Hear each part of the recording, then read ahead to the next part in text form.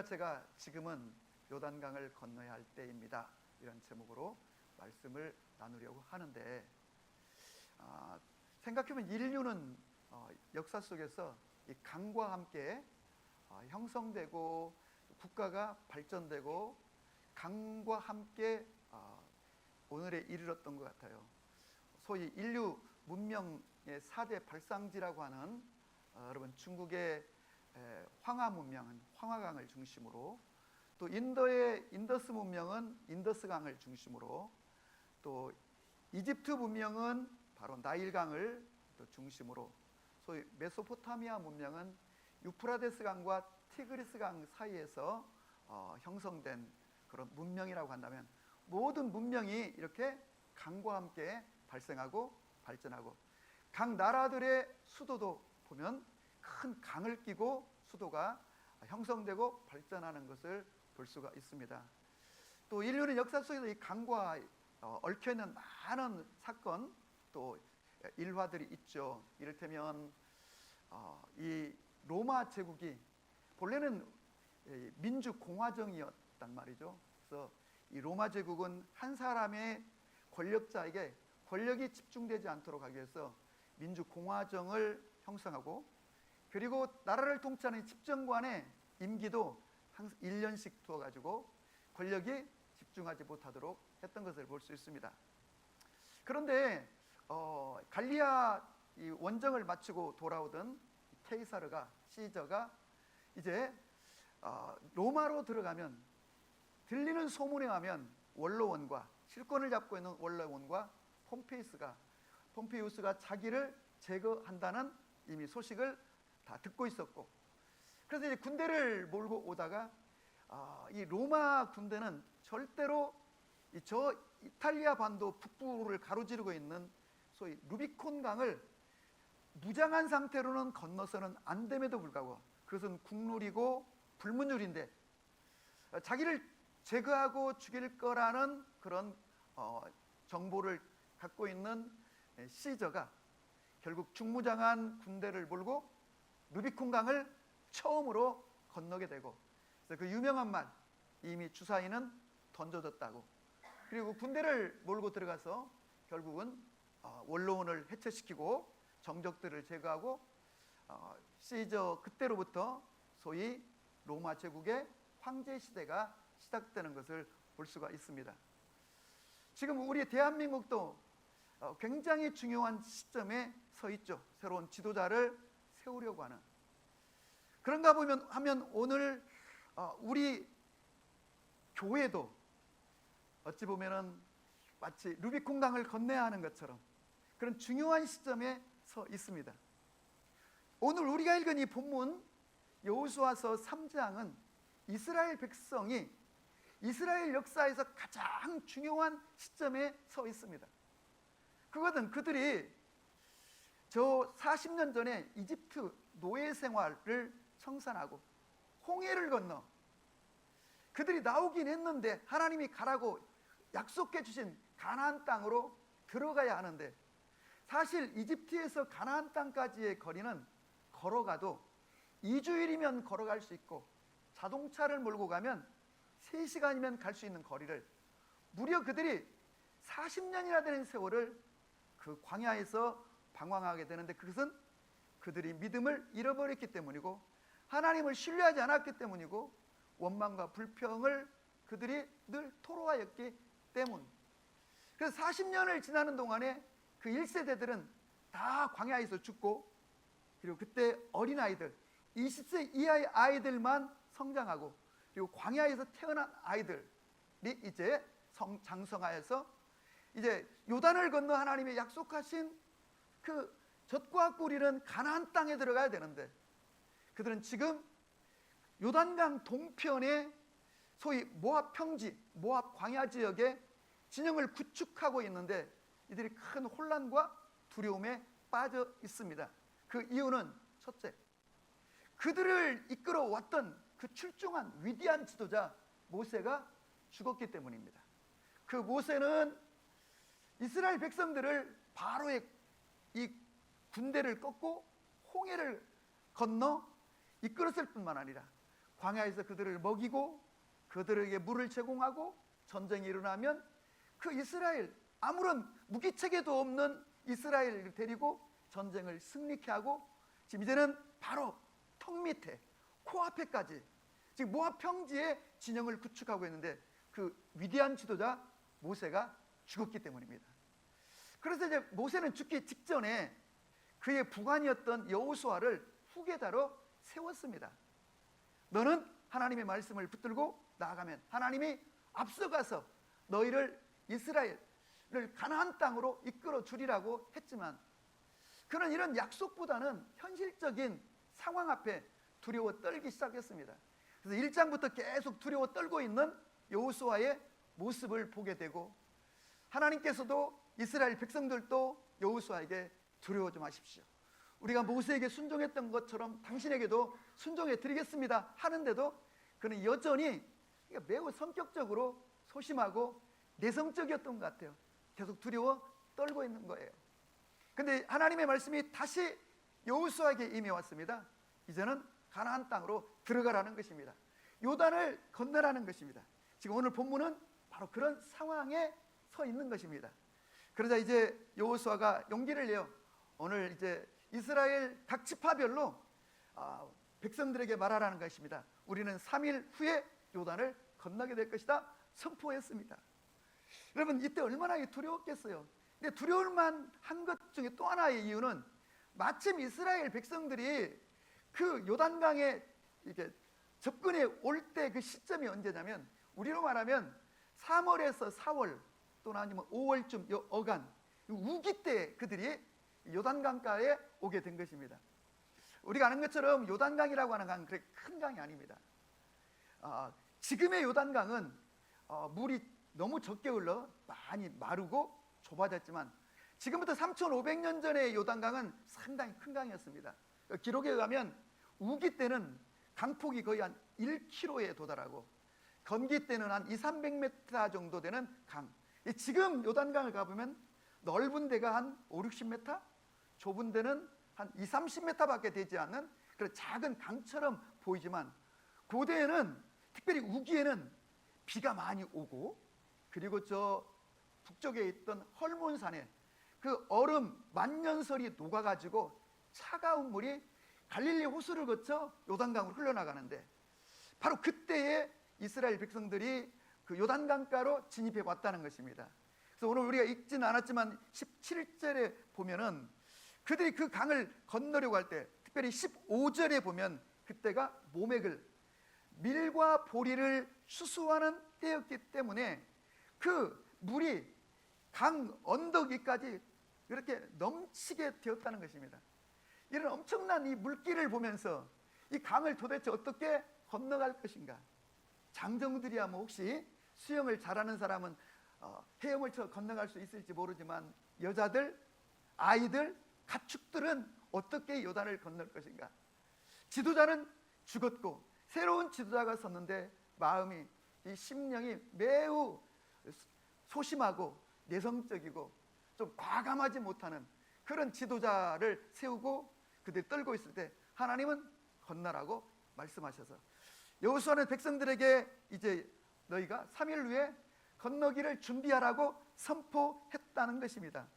그리고 이제 드디어 이스라엘 백성들은 시딤을 떠나서, 시딤 골짜기에, 시딤이란 말의 뜻은 아카시아라는 나무입니다.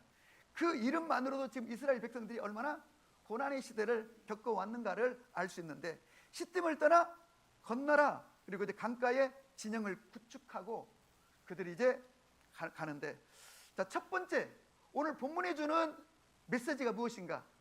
이제는 이스라엘 백성들이 그 긴 광야 생활을 끝낼 시점이 왔다는 것입니다. 광야가 무엇입니까, 여러분? 광야는 물이 없는 땅입니다. 당연히 물이 없으니까 농사를 지을 수 없고 짐승도 살기가 어렵고 나무도 살기가 어렵고, 광야는 허허벌판입니다.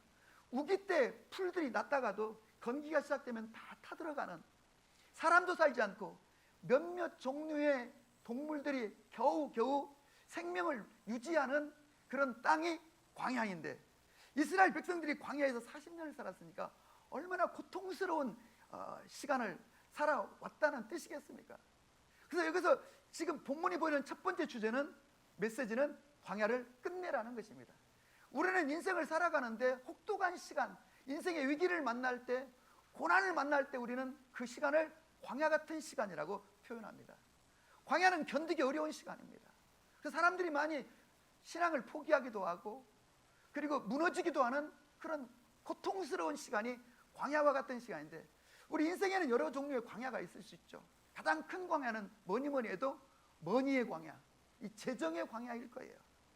또 어떤 이에게는 어떤 질병으로 인한 건강상의 혹독한 광야, 또 어떤 사람에게는 진로가 막혀가지고 고통스러운, 어떤 사람에게는 가정이 막 혼돈에 빠져있는 이런저런 우리는 광야의 시간을 보내고 있는데, 이제 오늘 본문의 가장 큰 메시지는 이제 광야를 끝낼 시간이 왔다는 것입니다. 그러므로 정신 차리라는 겁니다. 그래서 오늘 사실 하나님께서 이스라엘 백성들에게 너희가 새벽에 일어나라 말하지 않았지만, 여호수아는 오늘 3장 1절에 여호수아가 아침에 일찍이 일어나서, 여호수아에는 아침에 일찍 일어났다는 표현이 계속 반복해 나옵니다. 그렇습니다, 여러분. 아침에 일찍 일어났다는 얘기는 깨어있다는 뜻이고, 열심을 내라는 뜻이고, 부지런하라는 뜻입니다. 그래서 오늘 본문에도 그렇거니와 이스라엘 백성들이 요단을 건널 때에 아침 일찍 일어나고, 여리고성을 정복할 때에도 아침 일찍 일어났다고 했고, 그 다음 성읍인 아이성 전투를 하다가 그 조그마한 아이성에게 무참하게 패하고 하나님의 법궤 앞에 통곡하며 울고 있는 여호수아를 발견하게 되는데, 그것은 너희 가운데 죄가 들어왔기 때문이다. 그래서 아간을 제거하고 다시 아이성 전투를 시작할 때 성경은 그들이 아침 일찍이 일어났다고 얘기하고 있습니다. 그러므로 여러분, 우리가 광야를 끝나려면 정신을 차리고 깨어있고, 그리고 여러분과 제가 아침 일찍이 일어나는 믿음으로 일어서기를 주님의 이름으로 축복합니다. 지금 여러분 앞에는 어떤 요단강이 가로놓여 있고, 여러분은 지금 어떤 광야를 끝내야 하는 시점에 서 있는지, 저는 여러분과 제가 우리 삶의 광야를 끝내고 요단을 건너시기를 주의 이름으로 축복합니다. 그럼 요단을 건넌다는 건 무슨 뜻인가? 그건 하나님이 약속하신 땅으로 들어가라는 뜻이고, 이제는 광야 시대를 끝마치고 새로운 시대를 시작하라는 거예요. 새로운 시대. 저는 여러분과 저의 인생에도 새로운 시대가 시작되기를 바라고, 그러기 위해서는 반드시 요단을 건너야 되는데, 어찌 보면 우리 사도행전 교회도 3년 반이라고 하는 이 개척의 시간이 어찌 보면은 광야의 시간이요, 씨띠임 골짜기와 같은 가시 엉겅퀴가 있는 아픔과 고통의 시간일 수 있는데, 하나님은 이제 요단을 건너 새로운 땅 마곡 중심으로 들어가라. 아멘입니까? 그래서 제가 이렇게 슬로건을 만들었어요. 예수님이 3년 반 동안 제자들을 갈릴리 그 골짜기 그 변방에서 제자들을 준비시켜 이제 예루살렘의 왕의 입성을 하고 십자가를 지심으로 인류 구원의 길을 활짝 열으신 것처럼, 이 교회도 이 변방에서 중심으로, 그리고 갈릴리에서 예루살렘으로 들어가 하나님의 뜻을 성취하는 교회가 되기를 바라고, 또 그런 비전을 하나님 우리에게 주신 줄로 믿으시기를 바랍니다. 자, 그럼 이제 요단을 건너려면 어떻게 해야 되는가? 오늘 하나님께서 그들에게 첫 번째 명령은 법궤를 앞세우고 나아가라는 것입니다. 그래서 오늘 이 여호수아는 법궤를 이제 메고 요단강을 건너는데 말입니다. 본래 법궤라고 하는 것은 네 지파 중에서 고앗 자손들이 매도록 되어 있어요. 그런데 오늘 성경은 보니까 여호수아가 네 지파 중에서도 고앗 자손이 아니라 네 지파 중에서도 제사장들에게 직접 법궤를 매라고 하고 있어요. 왜 그랬을까? 질문. 그것은 너무 중요한 국가적인 중차대한 행사이기 때문이기도 하지만, 제가 믿기로는 그건 바로 믿음 있는 자들을 세웠다는 것입니다. 그래서 여호수아서를 보면 계속 이 여호수아가 집중하는 게 뭐냐면 믿음의 사람들을 세우는 거예요. 여러분, 모세는 기럇 여아림에서 가데스 바네아에서 이스라엘 백성들 가운데 각 지파마다 지도자들을 한 사람씩 택하라고 그랬어요. 12명의 정탐꾼들을 저 가나안 땅에 들어가 정탐하고 오라. 40일 동안 정탐하고 돌아왔는데 놀랍게도 이 지파의 대표임에도 불구하고 막 갔다 와가지고는 악담을 쏟아나오며 그 땅은 우리가 절대로 정복하지 못할 것이며 그 땅에는 이미 거인들이 살고 있으며 그들 앞에 우리는 비교해 보니까 메뚜기 새끼와 같고, 악담을 쏟아놨자 백성들은 그 말을 듣고 낙심을 하여 그날 밤새도록 원망하고 불평하고 심지어는 하나님을 향하여 원망하는 것을 보게 됩니다. 그러나 여러분, 갈렙과 여호수아는 올라가면 된다. 그 땅은 우리의 밥이고 하나님이 우리를 위해서 예비해 놓으셨다고 그렇게 외치는 것을 봅니다. 그러나 백성들의 마음은 뜻을 돌이키지 않고 악담을 쏟아놓은 10명의 정탐꾼의 소리를 듣고 그들은 원망하여 결국 그 길로, 그 일 때문에 40년을 광야에서 여러분 방황하게 되는 그런 엄청난 불행한 역사가 진행되는 걸 보게 됩니다. 이 사실을 누구보다 잘 알고 있는 여호수아는 이제 요단강을 건너고 가나안 정복이라고 하는 것은 우리의 노력과 우리의 군대가 아니라 이건 하나님이 역사해 주셔야 되는데, 그럼 하나님은 누구를 통하여 역사하시는가? 믿음의 사람을 통하여 역사한다는 것을 기억하시길 바라요. 그래서 모세는 12명의 정탐꾼을 가나안 땅에 보냈지만 여호수아는 단 2명만의 정탐꾼을 보내고, 2명의 정탐꾼은 뭐 가나안 이곳저곳을 돌아보지도 않고 그냥 여리고만 딱 방문하고 돌아와서 보고하기를 그 땅은 우리의 밥입니다. 그 백성들은 이미 여호와로 인하여서, 우리 백성으로 인하여서 간담이 녹아 전의를 상실하고 있습니다. 그리고 그 소식을 듣고 용기 백배하여 여호수아는 지금 요단을 건너자고 백성들에게 외치고 있는 것을 보게 됩니다. 중요한 것은 여러분, 이 요단을 건너고 하나님의 약속의 땅에 목적지에 들어가기 위해서는, 새로운 시대를 들어가려면 우리 안에 믿음이 있으셔야 되는 거예요. 여러분과 제가 믿음의 사람이 되시기를 주의 이름으로 축복합니다. 자, 법궤를 메고 누가 제일 앞장서라고요? 바로 제사장들로 하여금 앞장서라고. 근데 이 법궤라는 게 뭐예요, 여러분? 법궤는 하나님을 상징하고 예수님을 상징해요. 물론 법궤 안에는 하나님의 말씀이 들어있습니다. 십계명이 들어있습니다. 그래서 이 법궤는 하나님의 말씀을 상징하는데요, 중요한 건 이 법궤를 조각목으로 만들어 가지고 전체를 금으로 싸도록 했고요, 4개의 고리를 만드는데 그것도 금으로, 그리고 그것을 메고 가는 이 채도 만드는데 그것도 금으로 다 싸라고 했는데, 그 이유는 무엇일까요? 성경의 금은 변치 않는다는 것을 상징하기도 하지만 지난주에 말씀드린 것처럼 금은 믿음을 상징하는 거예요. 그래서 이 하나님의 말씀이라고 하는 것은 믿음으로 반응할 때만 하나님의 말씀인 거지, 여러분 믿음 없는 상태에서 하나님의 말씀을 대하건 그건 명심보감이나 유명한 소설과 특별히 다르지 않다고 하는 거예요. 우리가 사무엘상을 보면 이스라엘 백성들이 블레셋과 전쟁을 할 때에, 그때 제사장이었던 홈리와 비느하스가 이스라엘 군대와 함께 나아갈 때 아무리 보아도 이 전쟁은 어려울 것 같은 거예요. 무기체계라든가 군인들의 훈련 상태를 보니까 이건 블레셋과 전쟁이 불가능한 거예요. 그래서 그때 그들은 어떤 일을 합니까? 가서 실로에 있는 법궤를 가지고 오라고 그래요. 이 법궤를 가지고 와서 법궤를 앞세우고 전쟁을 치르는 것을 보는데, 결과적으로 우리가 아는 것처럼 전쟁에서 완전히 패하고, 심지어는 블레셋에게 하나님의 법궤를 빼앗기는 일이 벌어지는 일들이 일어났는데, 왜 그랬을까? 법궤는 하나님을 상징하고 예수님을, 메시아를 상징하고 하나님의 말씀이 들어있는데 그 법궤를 앞세웠음에도 불구하고 왜 이스라엘은 패하게 됐을까요? 법궤는, 하나님의 말씀은 믿음으로 반응할 때만 하나님의 말씀이 되는 것이고 능력이 되는 것이고, 그 말씀은 우리의 삶의 실제가 되는 거예요.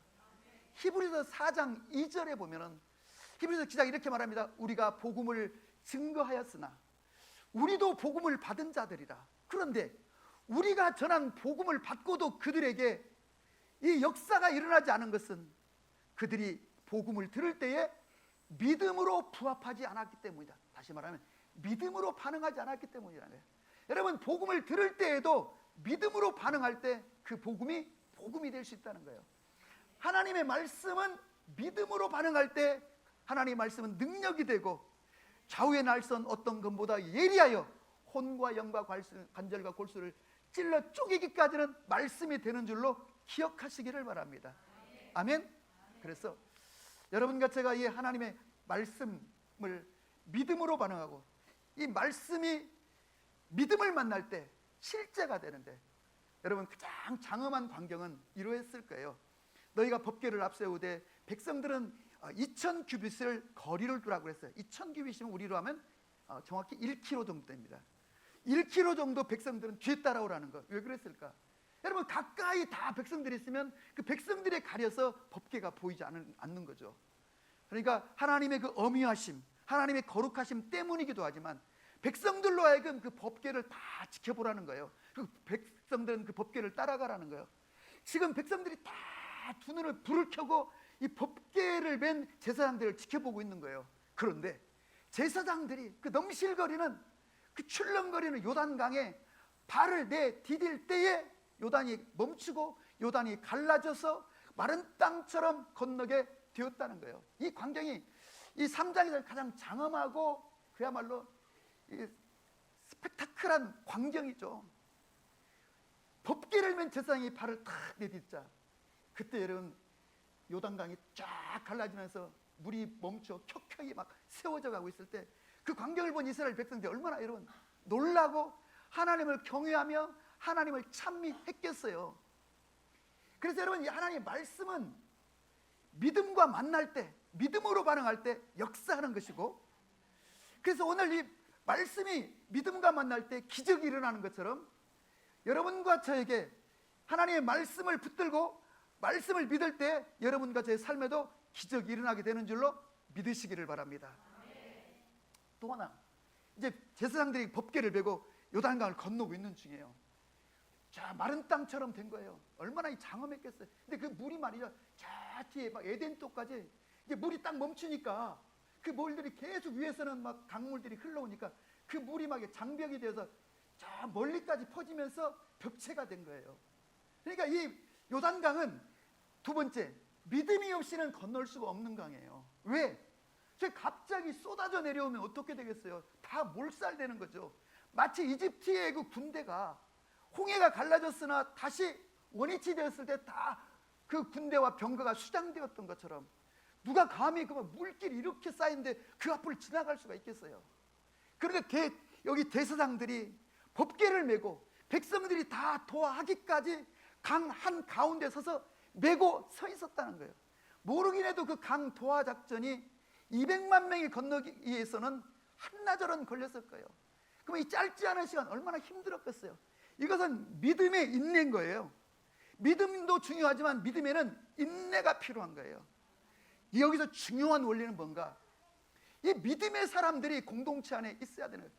여호수아는 사람을 뽑을 때 2명의 정탐꾼을 보낼 때에도 자기가 믿을 만한 가장 믿음 좋은 2사람을 보냈을 거예요. 당연하죠. 그들이 갔다 와서 또 헛된 소리, 쓸데없는 소리, 믿음 없는 소리 하면 큰일 나잖아요. 믿음의 사람을 보냈을 거예요. 4명의 제사장을 세울 때도 제사장들 중에서도 자기가 평소에 신뢰했던 가장 믿음 있는 제사장들을 세웠을 거예요. 그들은 막 다리가 후들거리면서 끝까지 법궤를 메고 있는 거예요. 여기 중요한 게 있어요. 물은 점점점 시간이 갈수록 높이 켜켜이 막 쌓여가는데 백성들이 그 앞을 지나갈 때 얼마나 두려웠겠어요. 그래도 그들이 연약한 자리에 지나갈 수 있었던 것은 그 제사장들 믿음으로 서 있는 제사장들을 보고 지나갈 수가 있는 것처럼 공동체 안에는 언제나 믿음의 모델들이 있어야 되는 거예요. 나는 우리 교회 안에도 정말로 믿음 있는 믿음의 모델들이 여기저기에 있기를 바라고, 그 믿음의 사람을 보고 믿음이 연약한 자들이 믿음을 일으키는 것이고 믿음이 일어나는 거예요. 혹시 그 롯데타워 가보신 분 계세요? 많이 가보셨죠? 예, 저도 몇 년 전에 한 선교사님이 가보고 싶다고 해서 그 선교사님 보시고 롯데타워 처음으로 올라가 봤어요. 되게 비싸더라고요. 야, 올라갔는데 막상 올라갔는데 그 전망대 바닥이 유리로 돼 있잖아요. 550m인가 되잖아요. 그 롯데타워 한 500여 미터 밑에 보니까 이렇게 되다 보니까 정말 자동차가 손톱만 하고 사람들이 막 조그마한 개미처럼 걸어다니는 걸 보는데, 야, 그것도 장관인데 말이죠. 제가 고소공포증 입장 됐어요. 제가 어렸을 때 말이죠. 막 형들이 저보고 나무 잘 탄다고 올라가라고 그래요. 그러면 또 제가 안 올라가려다가 이제 형들이 자꾸 막 나무 잘 탄다고 올라가라 하니까 밤나무 감나무 올라가요. 근데 조만치 올라가면 말이죠, 나무가 흔들려, 이렇게 무게 때문에 흔들려. 그러면 막 제가 이 고소공포증이 있는 줄 몰랐어요. 근데 올라가 보니까 막 간이 막 녹아져 내려가는 거예요. 그래갖고 괜히 올라왔다 괜히 올라왔다 그랬는데 제가 고소공포증이 있어요. 저는 한 10층 건물만 가도 이렇게 내려다보면 진짜 발끝이 막 시큰시큰해요. 여기까지 와서 그거 안 볼 수가 없잖아요, 이렇게 멀리서. 근데 그때 보니까 조그마한 한 7살쯤 되는지 8살쯤 되는지 조그마한 녀석이 보니까 이 장난감을 손에 쥐고는 그 전망대 유리 위로 막 퐁퐁 뛰어다니는 거예요. 퐁퐁 뛰어다니는 거예요, 막. 근데 그걸 보고 있으니까 저는 가에 서가지고 이렇게 보려고 그랬는데, 한 녀석이 말이 퐁퐁 뛰어다니니까 쟤도 저렇게 뛰어다니는데 그래서 용기를 내가지고 저도 이제 막 발이 시큰거리고 다리가 후들거리지만 전망대를 다 두르고 태연한 척하면서 구경을 했던 적이 있는데, 바로 믿음이란 이와 같은 거예요. 그가 나이가 적든 많든 믿음의 모델이 있고 그가 믿음을 보여주면 믿음이 연약한 자들에게 믿음이 일어나게 돼 있는 거예요. 근데 다 믿음이 없으면 이건 심각한 거죠. 저는 여러분의 가정에도 믿음의 사람이 서 있기를 바라고, 공동체에도 이 민족 가운데도 믿음의 사람이 있어야 되는 거예요. 엘리야는 자기 혼자라도 올라가서 부르짖으면 여호와께서 하늘 문을 여시고 불을 내리시고 비를 내리실 거라고 믿었던 거예요. 여러분과 저에게 이런 믿음을 갖길 원하고, 이 믿음은 여러분과 제가 선포해야 되는 거예요. 왜 백성들이 두려워 떨고 여호수아가 두려워 떨고 있었을까요? 첫 번째는 모세가 죽었기 때문이고, 지금은 저렇게 강물이 넘실거리고 있어 아무리 보아도 건널 수가 없는 강물인 거예요. 그리고 건너편 이 가나안 땅에는 7 족속들이 이미 살고 있을 뿐만 아니라 건너다 바라다 보이는 여리고성은 고대에도 이미 찬란한 초롱성 같은 성이 있으니까 이건 불가능한 것처럼 보인 거예요. 그런데 여러분, 하나님께서 하나님의 말씀을 주시고 그 말씀을 붙들 때에 말씀을 의지하여 요단강을 건널 수 있었던 것처럼, 저는 여러분과 제가 하나님의 말씀을 붙들고 여러분 앞에 있는 장애물을 돌파하여 새로운 시대를 열 수 있기를 바라고, 약속의 땅을 차지할 수 있기를 주의 이름으로 축복합니다.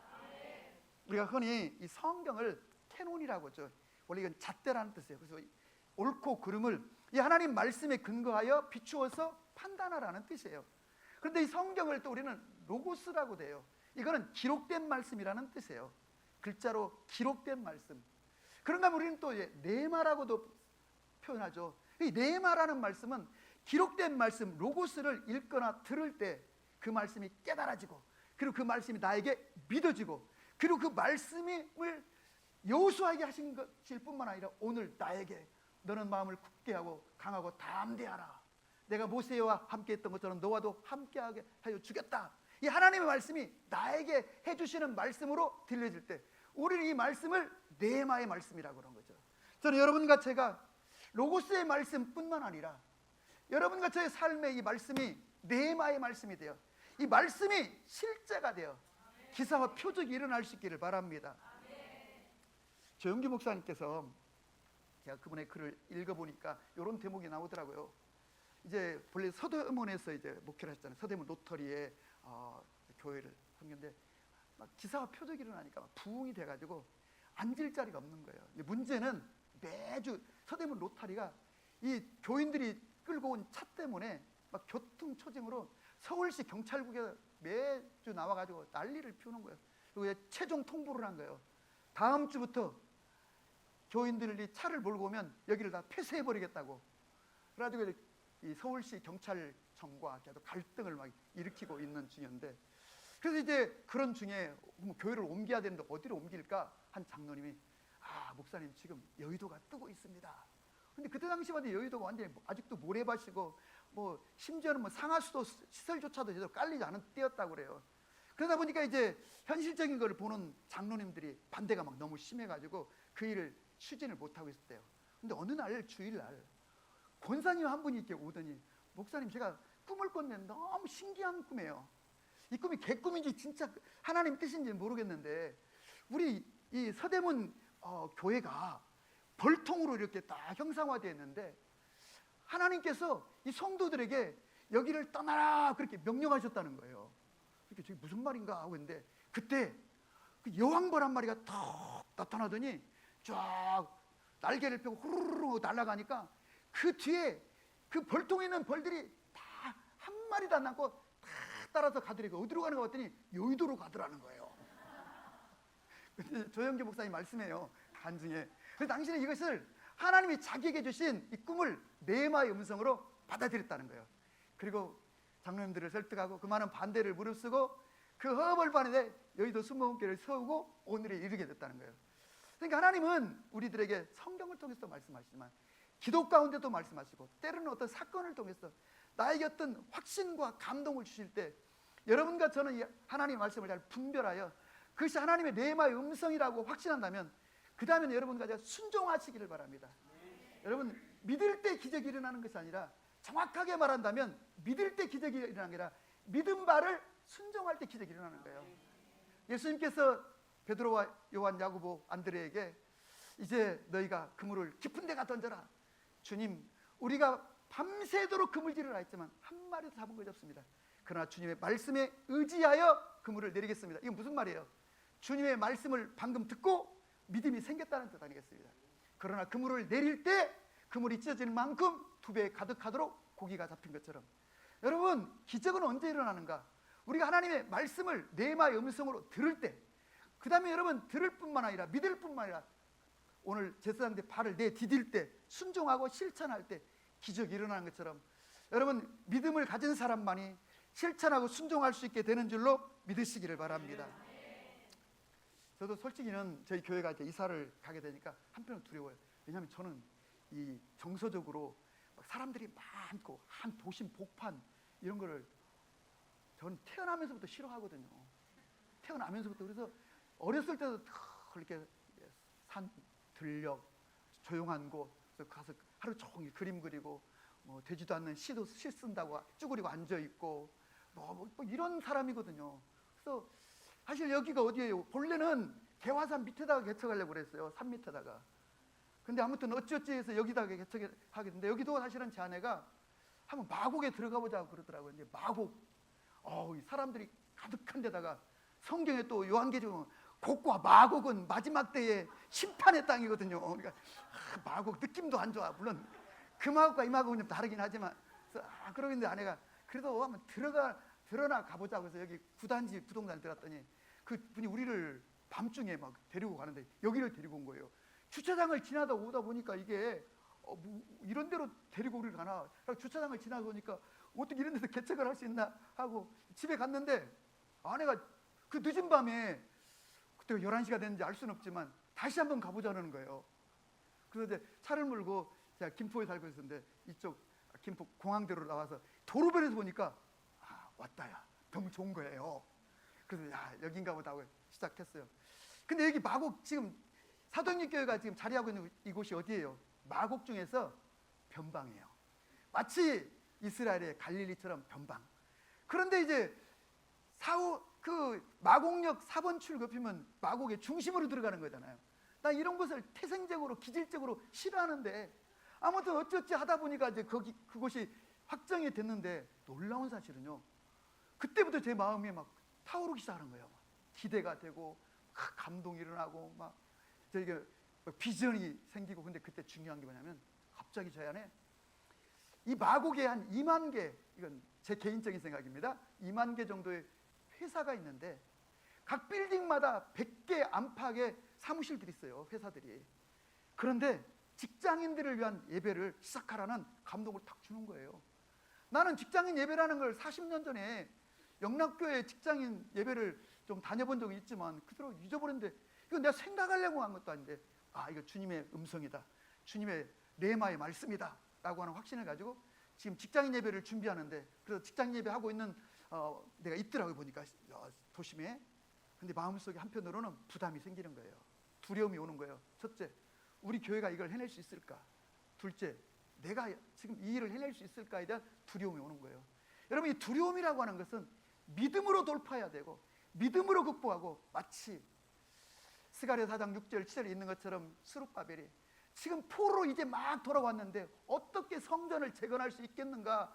다 백성들이 손 놓고 있을 그때에 이는 힘으로도 아니 되고 능으로도 아니 되나 여호와의 영으로 성령으로 되느니라 선포하였을 뿐만 아니라 그가 외치기를 너 큰 산아 너는 수룹바벨 앞에서 평지가 될지어다 선포하고 결국은 그 일을 여러분 수행할 수 있었던 것처럼 우리의 힘으로 할 수 없는 도무지 이 요단을 건널 수도 없고 가나안 정복이라고 하는 것이 불가능한 것처럼 보이는 상황, 우리는 이 현실, 이 상황 때문에 의심이 오고 두려움이 오게 되는데 주님은 우리에게 하나님의 말씀을 붙들라, 말씀을 앞세우고 나가라 우리에게 명령하십니다.